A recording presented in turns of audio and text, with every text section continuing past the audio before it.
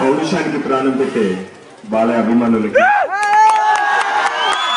మా తల్లికి ఆడవచ్చులకి, పిల్లలకు, అలాగే రామరాజ్యం స్థాపన కోసం నడుము బిగించిన మా తెలుగుదేశం కార్యకర్తలందరికీ, మరియు వేదికను అలంకరించిన పెద్దలకు, చిన్ని అన్నయ్యకి, కోటేశ్వర అన్నయ్యకి, నాయకులకి, శ్రీధర్ అన్నయ్యకి అందరు కూడా పేరు పేరున అలాగే మీ అందరికీ విజయనామ సంస్థ శుభాకాంక్షలు తెలియజేసుకుంటూ, సినీ రంగంలో రారాజ్యం వెలుగుంది.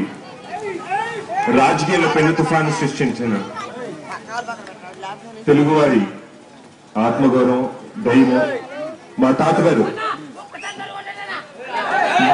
విఖ్యాత నట సార్వభౌమ పద్మశ్రీ డాక్టర్ నందమూరి తారక రామారావు అభివందనాలు తెలియజేసుకుంటూ,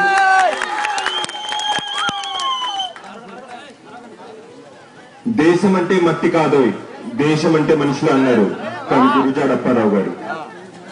కానీ దేశం అంటే మనుషులే కాదు, దేశం అంటే తెలుగుదేశం అని నందమూరి తారక రామారావు గారు. మరి ఏ జన్మలు ఏ అదృష్టం చేసుకున్నానో కానీ నేను కూడా మీలో ఒకరినే, ఆయన అభిమానిని. మరి ఏ జన్మలు ఏ అదృష్టం చేసుకున్నాను మనబడిగా పుట్టే అవకాశం నాకు ఒకసారి ఒకరు వచ్చి అడిగారు, మీ తాతగారు మీకు ఏమాత్రం ఆస్తి ఇచ్చేళ్ళు ఉంటారు అని. నా సమాధానం ఒకటే, కోట్ల మంది అభిమానులు డబ్బులు కాదు. మరి ఆయన 1983లో పార్టీ పెట్టినప్పుడు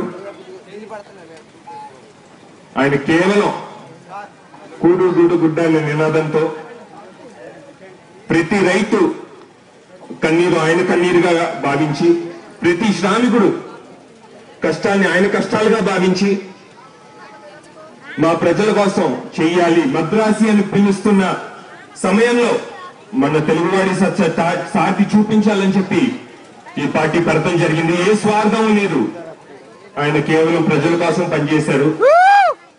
మరి అలాగే ఆయన తర్వాత మావయ్య చంద్రబాబు నాయుడు గారు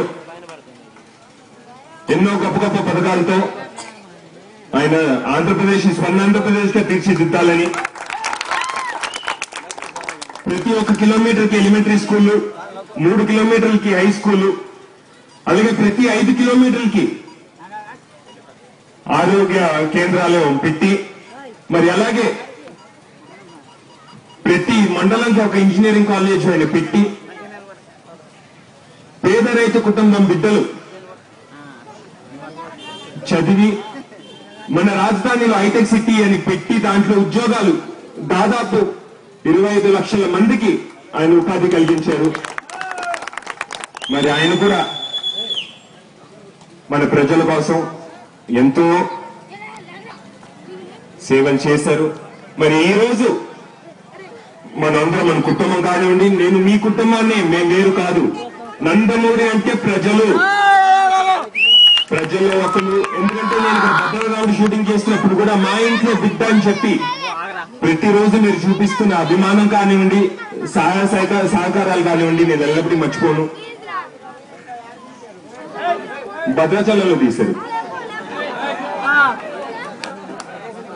మరి అలాగే తాతగారు పార్టీ పెట్టినప్పుడు చైతన్య రథం వెళ్తుండగా నాన్నగారు పై నుంచి ఫోటోలు తీసేవారు. మరి మా పెద్దనాన్న హరికృష్ణ గారు రథసారథిగా చైతన్య రథాన్ని ముందు సాగిస్తూ తీసుకెళ్లేవారు. మరి అలాగే బాలయ్య నిర్వహించేవారు. ఇప్పుడు మేము మా అన్నయ్య కళ్యాణ్ రామ్ గారు కానివ్వండి, తమ్ముడు జూనియర్ అని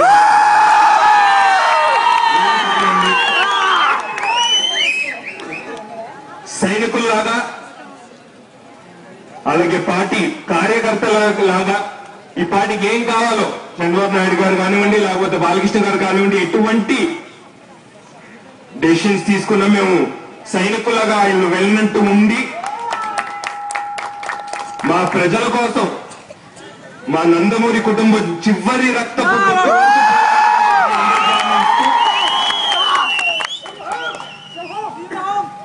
ఎందుకంటే నందమూరి కుటుంబం ఏ రోజు కూడా డబ్బుల కోసం కానివ్వండి, లేకపోతే పదవుల కోసం కానివ్వండి, ఏ రోజు పాపులర్ లేదు. ఈ రోజు కూడా మేము ఇక్కడ ఉన్నామంటే కేవలం మీకోసమే. ఈ రోజు మాకేం అక్కర్లేదు. మా తాతగారు ఏమైతే కలలు కన్నారో రామరాజ్యం, అదే మాకు కావాలి.